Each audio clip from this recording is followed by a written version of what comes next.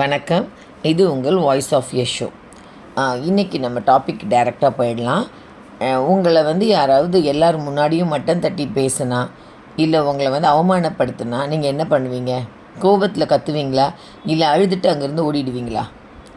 ஒரு துறவி சொல்கிற ரகசியத்தை உங்களை வந்து எப்படி இன்றைக்கி வீடியோவில் வந்து உங்களை அவமானப்படுத்தியவங்களை வியக்கும்படி வாழ்ந்து காட்டுவது எப்படின்னு 5 ரகசியங்களை நம்ம பார்க்க போகிறோம். ஒன்று ஒன்றா பார்க்கலாம். உங்கள் மேலே ஒரு தப்பான பழி வரும்போது பதறி போய் விளக்கம் கொடுக்காதீங்க. ஏன்னா அது வந்து அவங்க சொல்கிற பழி. நீங்கள் கொடுக்குற ஒவ்வொரு விளக்கமும் அவங்கள பலவீனமாக காட்டும். ஏன்னா அமைதியாக இருங்க. உங்கள் மௌனம் வந்து அவங்களுக்கு ஒரு பயத்தை உண்டாக்கணும். என்னடா நம்ம இவ்வளோ பெரிய பழி போட்டிருக்கோம், இவங்க மேலே இவங்க கம்முனே இருக்காங்களே, சைலண்ட்டாக நம்மளை பார்க்குறாங்களே, ஏன் இவங்க இவ்வளோ தெளிவாக இருக்காங்களா அப்படின்னு அவங்கள யோசிக்க வைக்கணும். உங்களை ஒருத்தர் திட்டும்போது நீங்கள் பதிலுக்கு கற்றுனா அவங்களுக்கு ஒரு திருப்தி கிடச்சிரும். திட்டாங்க, நம்ம நினச்சது நடந்துடுச்சு. ஆனால் அவங்க திட்டி முடித்ததும் நீங்கள் அமைதியாக அங்கேருந்து போங்க. அப்போ அந்த செயல் அவங்களுக்குள்ள வந்து ஒரு நடுக்கத்தை உண்டாக்கும். இவன் என்ன பண்ண போகிறாங்கன்னு தெரியலையே இவங்க நம்மளை அப்படின்னு நம்ம யோசிப்பாங்க அவங்க. ஸோ நம்ம எவ்வளோ சொல்லியும் இவையே கலங்கலை, அப்படியே இருக்காள், எந்த விதமான இதுவும் இல்லையே, இவங்க வந்து எந்த விதமான ஆட்சேபனையும் நமக்கு சொல்லலை. அந்த மௌனம் வந்து நீங்கள் என்ன தெரியுமா சொல்கிறீங்க? மௌனத்தால் நீங்கள் சொல்ல வர விஷயம் தெரியுமா? நீ எனக்கு ஒன்றுமே இல்லை. அதுதான் இது ஒன்று ஃபஸ்ட்டு பாயிண்ட். இது நீங்கள் இதை மாதிரி எல்லாத்தையுமே ஈஸியாக தட்டி விட்டுட்டு போக பழகிக்கோங்க. உங்களுக்கு இதில் ஏதாவது டவுட் இருந்தால் இதுக்கு முன்னாடி ஒரு சாப்டர் ஃபுல் வீடியோ போட்டிருப்பேன், அதையும் பாருங்கள். அப்போ உங்களுக்கு இது இன்னும் நல்லா தெளிவாகவே புரியும். செகண்ட், நம்ம சிங்கம் வந்து வேட்டையாட போகும்போது பார்த்திங்கன்னா கத்திக்கிட்டே போகாது, அது ரொம்ப சைலண்ட்டாக தான் போகும். ஏன்னா அப்போ தான் அதோட வந்து பாய்ச்சலில் தான் அதோடய வேகத்தை காட்டும். நீங்களும் வந்து சிங்கமாக இருங்க. உங்களை காயப்படுத்துங்க முன்னாடி கத்தி உங்கள் சக்தியை வீணாக்காதீங்க. ஏன்னா நம்ம அது கத்துனனால நமக்கு வந்து அதில் பலன் நமக்கு வந்து அந்த டைமில் ஒரு திருப்தி அடைஞ்சிருவோம். கத்திட்டோம்னா அந்த மாதிரி விடவே கூடாது. நம்ம மனசுக்குள்ளே அதை அப்படியே வச்சுக்கிட்டு அதை அப்படியே தேடணும். ரொம்ப நாளைக்கு நான் சொல்லலை, வச்சுக்கணுங்கிறது வந்து அவங்கள மேலே பழி தீக்கணும் அப்படிலாம் கிடையாது. சரி, ஓகே, நீங்கள் இப்படி பண்ணிங்களா, மனசை நான் அதை வச்சுக்கிறேன், நான் என்னோடய பாதையில் நான் எப்படி ஜெயிச்சு காட்டுறேன்னு மட்டும் பாருங்கள். அந்த மாதிரி வந்து உங்களை நீங்களே செதுக்குங்க. நீங்களும் ஒரு சிங்கமாக இருங்க. அதுதான் நான் உங்களுக்கு சொல்ல விரும்புகிறேன். நம்ம வந்துட்டு எல்லாத்துக்குமே போய் ரியாக்ட் பண்ணிவிட்டு அவங்கக்கிட்ட போய் ஏன்னா நம்மளை வந்து அவங்க ஒரு கேள்வி கேட்கும்போது நம்ம பதில் சொல்லணும்னு வச்சுக்கோங்களேன், அவங்க வந்து ஒரு ஜட்ஜாக மாறிடுறாங்க, நீதிபதி ஆகிடுறாங்க. நம்ம பதில் சொல்லும்போது நம்ம குற்றவாளி கூண்டில் நின்று நம்ம பதில் சொல்கிற மாதிரி ஆகிடுது. நம்ம அதுக்காக வாய்ப்பே கொடுக்கவே கூடாது. 3வது பாயிண்ட், என்னை ஒருத்தர் எல்லோரும் முன்னாடியும் அசிங்கப்படுத்திட்டார். நான் உயிராக நினைச்சவங்க என்னை விட்டுட்டு போயிட்டாங்க. நீங்கள் இன்றைக்கி வந்து அழுதுட்டு இருக்கலாம். நானும் அந்த மாதிரிலாம் நடந்திருக்கு, எனக்கும் அந்த மாதிரிலாம் நடந்திருக்கு, நானும் அந்த மாதிரி நினச்சிருக்கேன். ஆனால் வந்து உங்கள் ரத்தம் கொதிக்குதா, பதிலுக்கு அவங்கள திட்டணும்னு தோணுதா? வேண்டாம். ஏன்னா ஒரு துறவி அந்த ரகசியத்தை சொல்கிறாரு. நீங்கள் கத்தும்போது உங்கள் பலவீனத்தை காட்டுறோம். நம்ம கத்திட்டு என்ன பண்ண பலவீனத்தை நம்ம காமிச்சிடுறோம். அந்த டைமில் நம்ம என்ன செய்கிறோன்னு தெரியாமல் நம்மளோட சத்தத்தில் நம்ம ஏதாவது நம்ம தேவையில்லாததெல்லாம் வார்த்தையை விட்டுருவோம். ஸோ மௌனமாக இருக்கும்போது உங்களுக்கு வந்து ஒருத்தரை அவங்களுக்கு அப்படியே அந்த மௌனம் வந்து என்னென்னா காதில் அவங்களுக்கு எப்படி தெரியுமா, அந்த மௌனம் நம்ம இருக்கிற மௌனம் வந்து அவங்களுக்கு எப்படி தெரியுமா, காதில் பெரிய இடியை தான் இறக்கி விடும். என்னடா அவங்களுக்கு மனசு பெரும் பாரமாகும். இவங்க வந்து அதுதான் அவங்களுக்கு நம்ம கொடுக்குற தண்டனை. சரி, நீங்கள் கத்துறீங்களா, கத்திட்டு போங்க. என்னை பற்றி தப்பாக சொல்கிறீங்களா, சொல்லிட்டு போங்க. அதை பற்றி எனக்கு ஒன்றுமே இல்லை. என் வாழ்க்கை பாடம் நான் பார்த்துக்கிறேன். ஏன்னா உங்களை பிடிச்சவங்க வந்து அவங்க உங்களோட தப்பாக நினைக்க மாட்டாங்க. உங்களை பிடிக்காதவங்க தான் இந்த மாதிரிலாம் சொல்லுவாங்க. இந்த விளக்கம் அவங்க கண்டிப்பாக ஏற்றுக்க மாட்டாங்க. நம்ம என்ன விளக்கம் கொடுத்தாலும் அதுலேயும் ஒரு குற்றம் தான் காணுவாங்க. எதுக்காக நம்ம அவங்களுக்கு விளக்க சொல்லி நம்ம டைமை வேஸ்ட் பண்ணணும்? ஸோ நம்ம அடுத்த பாயிண்ட்டுக்கு போகலாம். நம்மளை பல பேர் வந்து ஒரு தப்பு பண்ணுவோம். நானே அந்த தப்பெல்லாம் பண்ணுவேன் தான். இப்போ நான் அதெல்லாம் மாற்றிக்கணும்னு நினச்சி தான் நான் இந்த சாப்டரை ஸ்டார்ட் பண்ணியிருக்கேனே.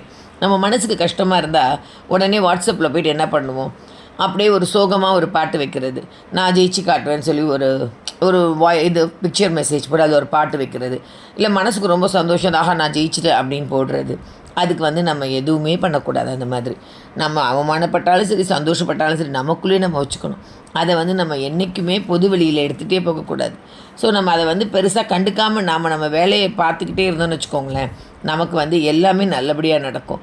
அதே மாதிரி நம்மளை திட்டினவங்களும், நம்மளை கோவப்படுத்தினவங்க, நம்மளை காயப்படுத்தினவங்களுக்குமே என்னடா இவ ஏதாவது ஸ்டேட்டஸ் வச்சுருக்கானு அவங்க பார்ப்பாங்க. ஏன்னா அவங்க எதிர்பார்த்தது அதுதான். இவங்களை நம்ம மனசு வருத்தப்படுத்திட்டோம், இன்றைக்கெல்லாம் அவங்க கஷ்டப்படுவாங்க, மனசு வேதனைப்படுவாங்க, அவங்க நினச்சது நடந்துருச்சுன்னு அவங்க நினைப்பாங்க. அவங்க வந்து பார்ப்பாங்க நம்ம எதாவது ஸ்டேட்டஸ் வச்சுருக்கோமா, சோகமாக இருக்கோமா அப்படின்னு பார்ப்பாங்க. அதை நம்ம எதையுமே பெருசாக எடுத்துக்கூடாது. நம்ம என்ன பண்ணணும், நான் எந்த கவலையும் படலை, எந்த ரியாக்ஷனும் கொடுக்கல அப்படின்னு அவங்க யோசிப்பாங்க. நமக்கு அதுதான் திருப்தி.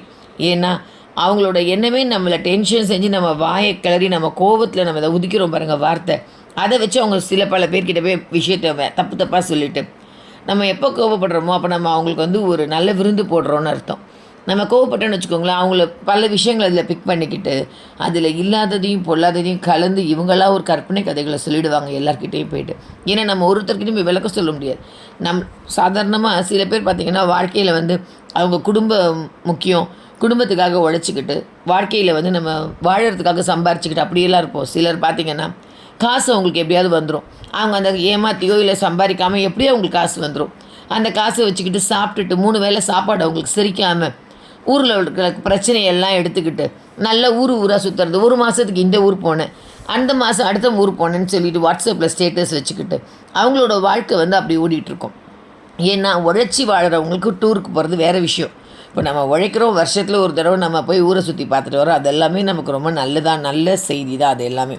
ஆனால் இவங்களை பார்த்திங்கன்னா வீடாக சொந்தக்காரங்க வீட்டுக்கு போய்ட்டு உட்காந்துக்கிட்டு இவங்கள பற்றி அவங்களுக்கு பிடிக்காதவங்களோ இல்லை அவங்கள மதிக்காதவங்கள பற்றியோ தப்பாக சொல்லிட்டு வர்றது தான் அவங்களோட காலமாக இருக்கும்.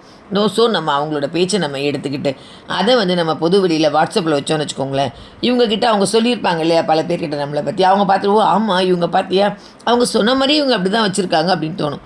ஸோ நம்ம அந்த மாதிரி ஒரு வாய்ப்பே கொடுக்கக்கூடாது. நம்ம கடமையை நம்ம வந்து எப்போவுமே நீங்கள் பார்த்தீங்கன்னா இதுக்கு முன்னாடி சாப்டரில் நான் அதான் சொல்லியிருக்கேன், நம்ம கடமையை தெரிஞ்சு நம்ம போய்கிட்டே இருக்கணும். போகிற போக்கிலே நம்ம வாழ்க்கையை ரசிச்சுட்டு போயிடணும். இந்த மாதிரி ஆளும் தள்ளி விட்டுட்டு நம்ம போய்கிட்டே இருக்கணும். அதுதான் நான் நிறைய கதைகள் சொல்லியிருக்கேன். அதில் வந்து நான் உங்களுக்கு ஒரு 8 கதைகளும் என்னமோ சொல்லியிருக்கேன். பார்த்தீங்கன்னா உங்களுக்கு நல்ல விளக்கமாக புரியும். அந்த மாதிரி தான் வாழ்க்கைங்கிறது. நம்ம வந்து ஈஸியாக எடுத்துகிட்டு போயிடணும். யாருக்காகவும் நம்மளோட மனசை வந்து நம்ம கெடுத்துக்கக்கூடாது. இவங்களாம் நம்ம உடம்பு நம்ம மனசையும் நமக்கு முக்கியம், நம்மளோட ஃபேமிலி நமக்கு முக்கியம். அதுதான் நம்ம பார்க்கணும். 4வது பாயிண்ட்டு. இப்போ வந்து நம்ம எப்படி இப்போ நம்ம சரி நீங்கள் நினைக்கலாம், ஏன் இப்படி அவங்க திட்டுறாங்க அவங்க கோபப்படமே அப்படியே போகணுமா? வேண்டாம், நம்ம வெற்றியை காட்டணும். உரத்த மௌனத்தின் பதில் என்னது? நம்மளோட வெற்றி தான். வெற்றியே உரத்த மௌனத்தின் பதில். வார்த்தை தான் வார்த்தைங்களை சேமிங்க. இது எல்லாமே நான் அனுபவ பாடமாக எடுத்துக்கிட்டேன். நானே சில நேரத்தில் பார்த்தீங்கன்னா அவங்ககிட்ட பேசும்போது எக்ஸைட் ஆகிட்டு ரொம்ப சத்தமாக வேகமாக பேசுகிறேன். ஏன்னா என்னோடய டாக்டரே பார்த்துட்டு சொன்னாமல் நீங்கள் நல்லா பேசுகிறீங்க, இருந்தாலும் அது என்னென்னா என்னோடய உணர்ச்சிகள் வந்து ஆட்டோமேட்டிக்காக நான் வந்து என்னை கண்ட்ரோல் பண்ண முடியாமல் நான் கோபத்தில் அதுவும் பாருங்கள், இன்னும் நான் உங்கள்கிட்ட இதை பற்றி பேசும்போது கூட எனக்கும் பக்குவம் வேணும். அதுதான் நம்ம வந்து இது எல்லாருக்குமே நான் சொல்கிறேன்னா எனக்கே நான் சொல்லிக்கிறேன். அதுதான் உண்மை. வெற்றியை உரத்தை கற்று விடணும். நம்ம மௌனம் வந்து நம்ம மௌனமாக இருந்து நம்ம கட்டின சாம்ராஜ்யம் தான் அவங்களுக்கு நாம் கொடுக்குற பதில். ஏன்னா நம்மளை அவங்க எவ்வளோ அவமானப்படுத்தியிருப்பாங்க, நம்மளை எப்போ எதிர்த்து சண்டை போட்டிருப்பாங்க, நம்மளை வந்து சீப்பாக நம்மளை பற்றி தப்பாக பேசியிருப்பாங்க எல்லாருக்கிட்டையும் டைம் கிடைக்கும் போதெல்லாம். ஆனால் நம்ம அதையெல்லாம் கண்டுக்காமல் நம்ம வெற்றியை நோக்கி ஓடணும். அந்த வெற்றி கதற விடும், தாங்க முடியாத டென்ஷன் தரும் அவங்களுக்கு. அப்போ நம்ம என்ன பண்ணுவாங்க, நெருக்கத்திட்ட போய் நம்ம பற்றி இன்னும் தவறான விஷயங்களெல்லாம் சொல்லுவாங்க. அவங்க என்கிட்ட காசு வாங்கி தான் முன்னேறினாங்க, உனக்கு தெரியுமா, அவங்க இதை பண்ணி தான் எங்கள் சொந்தக்காரங்க தான் அவங்களுக்கு எல்லாமே பண்ணி கொடுத்தாங்க, அவங்க அப்போ தான் ஆனால் இது எல்லாமே போய் அவங்க சொல்கிறாங்க பாருங்கள் ஒருத்தவங்க கிட்ட, கேட்குறவங்களுக்கும் தெரியும்.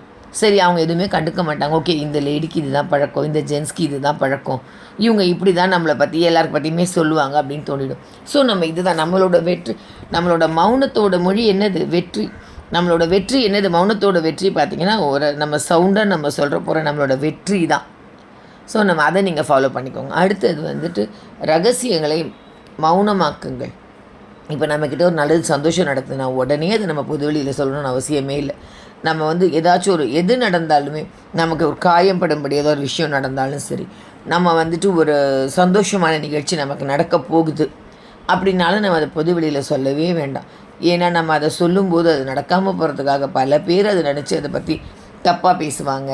நம்மளை வந்துட்டு அவங்க என்ன சொல்லுவாங்கன்னா, அது வந்து அவங்க சில பேரோட எண்ணம் வந்து நமக்கு அது நடக்காமல் போயிடலாம் நல்லதே.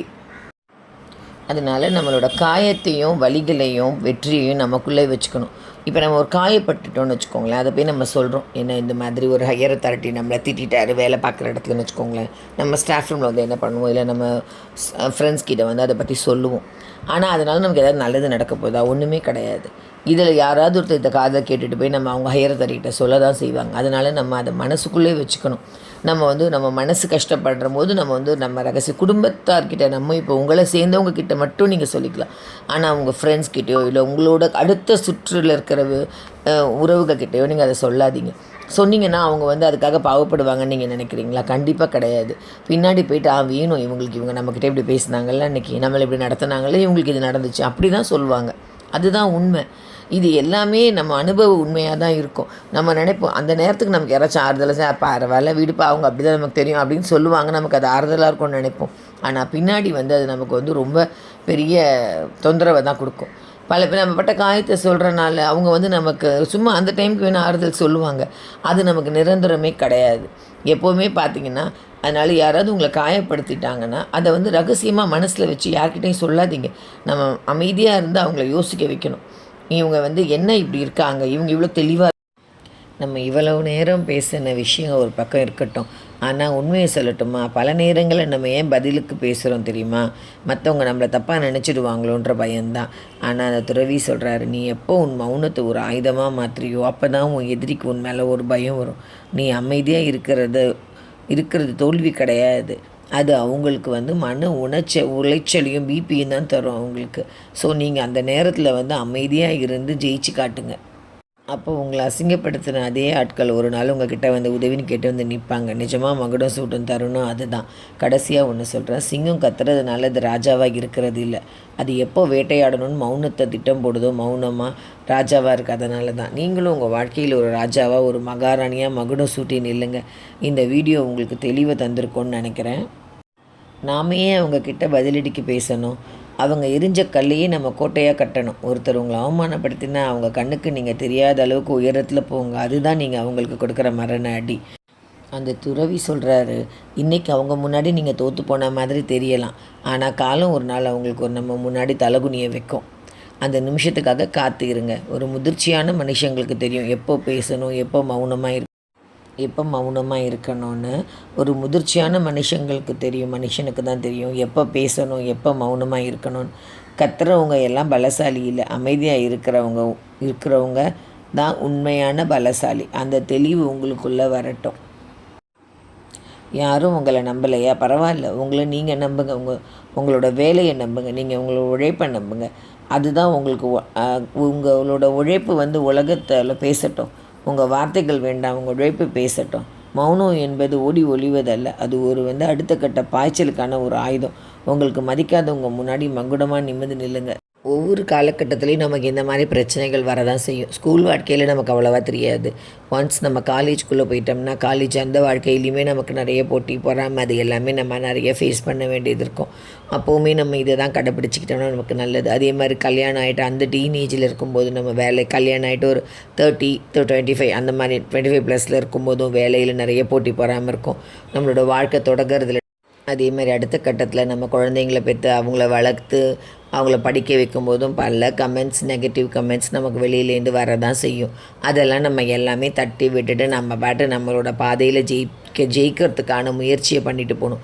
ஏன்னா அடுத்தடுத்த வேலை நமக்கு இருக்குது. நம்மளை பற்றி பேசுகிறவங்களுக்கு அதுதான் வேலை. ஆனால் நமக்கு அப்படி கிடையாது. நம்ம முன்னேற்றத்துக்காக நம்ம நிறைய பண்ண வேண்டியது இருக்கும்.